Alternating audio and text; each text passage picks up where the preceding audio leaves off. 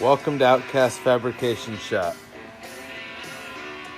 Hey, what's up guys? Alright, so today we're going to go over our Husky compressor. We're going to do the follow-up review that I told you I would do a few months ago. I've had a couple requests for that. We're going to go out here and we're going to show you how it kicks on and starts running, and then once it fills up with air and it shuts off, we'll show you that. And I want you guys to take notice of how smooth the motor on this thing is running. I know you guys didn't get to hear the previous compressor I had, but it was nowhere near as smooth as this one runs. And it's all because we did the proper break-in cycle on this one. So read your instructions before you damage your equipment. We learned the hard way. Luckily we had a good warranty and we were able to just basically swap it out and go from there. So far so good. But before we get over there to the compressor, I really want to show you guys a couple tools that we use in the shop and basically show you what we've been running off of that compressor. So the first thing I'll get into is this big pneumatic drill. High torque, low speed, and this thing works really good. It's an Ingersoll and Rand brand. So it's an all metal construction. There's no plastic or nothing on it. And we've had this thing around. This was actually my dad's gun. So this has been around for 20 plus years and it still works. One thing with these air tools, whether it's this drill or any of the other ones, you really want to make sure that you're oiling them every day. Because if not, they'll get condensation in them from the compressor and it causes rust inside and it plugs them up and then they don't work. And you got to take them all apart and fix the seals and then basically do a rebuild on them. So the air drill, that's one we use. We have the cordless electric drills that we mainly use, but you know, if we're going to be drilling a lot of holes all day and don't want to keep recharging the batteries or whatever, we may go with this setup. So there's one, and then you've got these two. We showed you these in the grinder video. That was also, you can put the grinding wheels and stuff on here. We were calling these like a giant air Dremel, and that's basically what they are, known as a peanut grinder. That's basically what we call them. We call them little air cutoff grinders. So you can put different attachments and stuff like we talked about before in these, and these are really cool. Lots of different uses, and we use this one here mainly. I don't know if you can see it, but it has a barrel file on the end for just cleaning up welds or whatever, shaping, taking out the burr, deburring your steel conduit. So that's what we use that one for. And then when we come over here, these are our favorite out of all the air tools. This is what I use my compressor for the most. Airing up tires,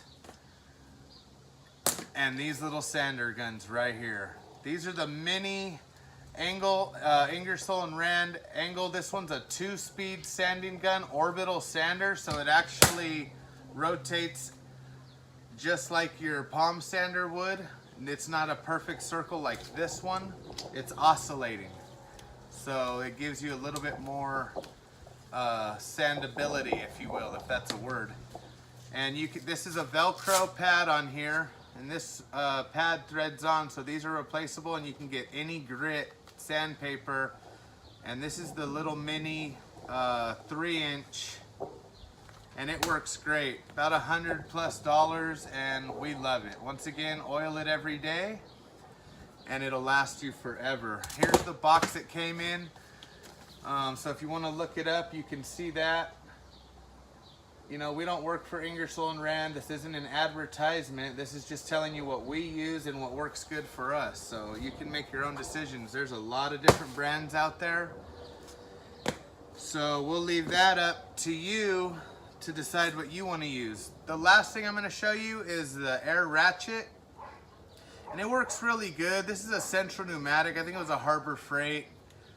If I'm not wrong, I think this was a Harbor Freight one that we bought years ago when we had a little van project. My dad purchased this and it worked pretty good, but like I said, these two things are really only if I don't have any more batteries for my drills or whatever the case, or you know, I have giant breaker bars and stuff. I don't need to go to this extent and run 220 all day for the sake of a ratchet. But if you do have a shop and that's the route you want to go, they are available. This one's pretty cool. It's literally just like a little hand ratchet.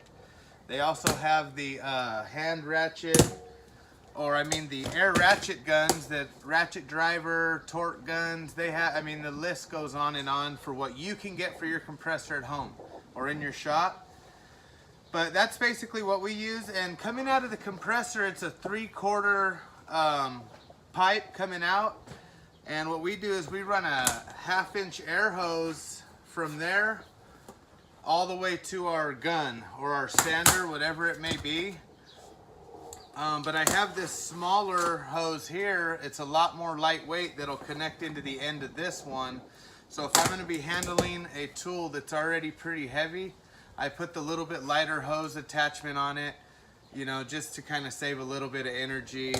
And it's always nice to have a little pigtail hose, something you don't have to stretch this entire hose out, you know, just for some little quick project.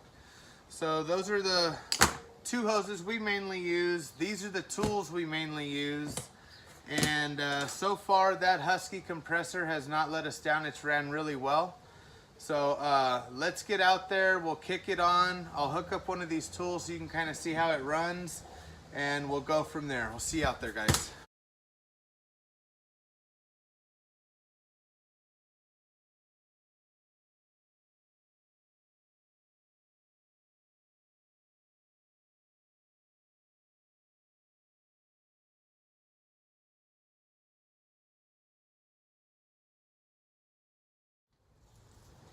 Okay, we're out here by the compressor, and I want to show you, I've got one of the sanding guns hooked up here, and we put an 80 grit wheel on there, and we're going to take a rusty piece of steel that I have here, and I'll show you that before I use this, and then we'll show you how it does and what it looks like after. So here's the piece of steel we're going to clean up. You can see it's really rusted. This was a sample piece we were using just to practice weld on. So if we wanted to do some more practice welding, the first thing we'd want to do is clean this up, and we're going to use our pneumatic air sanding angle sander. Here we go. Stand back so you can see it. First thing you got to do is turn the valve on so the air will come through. Over here on the side of the compressor, flip this valve down once your hose is hooked up, and you're good to go. Now we'll take our piece of rusty steel,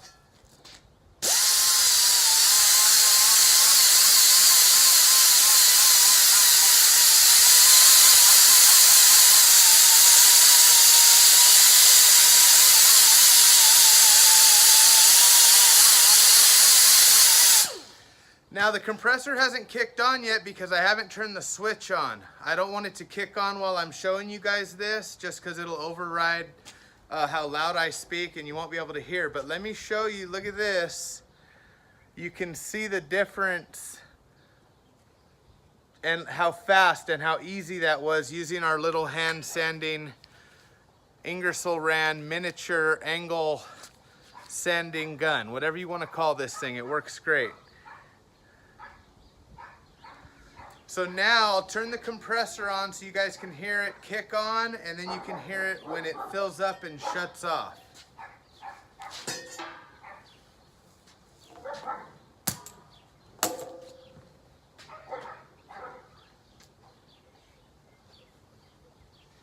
Okay, so what we're going to do is we're going to hook the gun up and we'll run it until the compressor kicks on.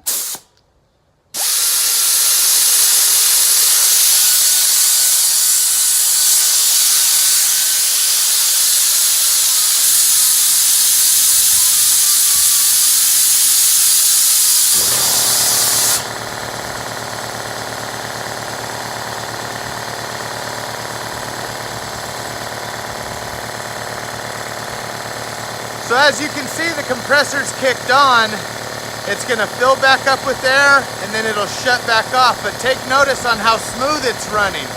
It's running very smooth. It fills back up with air and it'll run all day. You really don't want to run it much longer than 4 hours continuous without letting it take a break. So keep that in mind and go through your owner's manual to find your individual compressors, running times and all that, so that you have a good chance of this thing lasting you 20 years like some of the other tools I've showed you. Now we're gonna let this thing fill up so I can show you it when it shuts off, and we'll go back from there.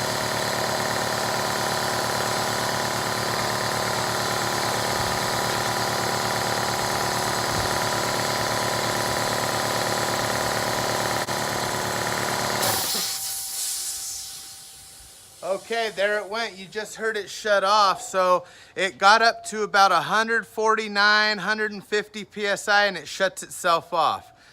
And it's basically ready to go. If you can see here, we've got a 220 cord laid out that runs over to the 220 plug so that I can move this compressor wherever I want. And that's on the stand that we built for it that we showed you in the previous videos. So for a good conclusion, I would say the Husky 60-gallon compressor with the 3.7 horse motor is worth the money. It's worked great for us. If you guys have any questions or want to see me run a different type of tool or want to know how a different type of tool works on this thing, comment me, hit subscribe, follow me, hit me on Instagram, Facebook, and we'll get you guys taken care of. Thanks a lot.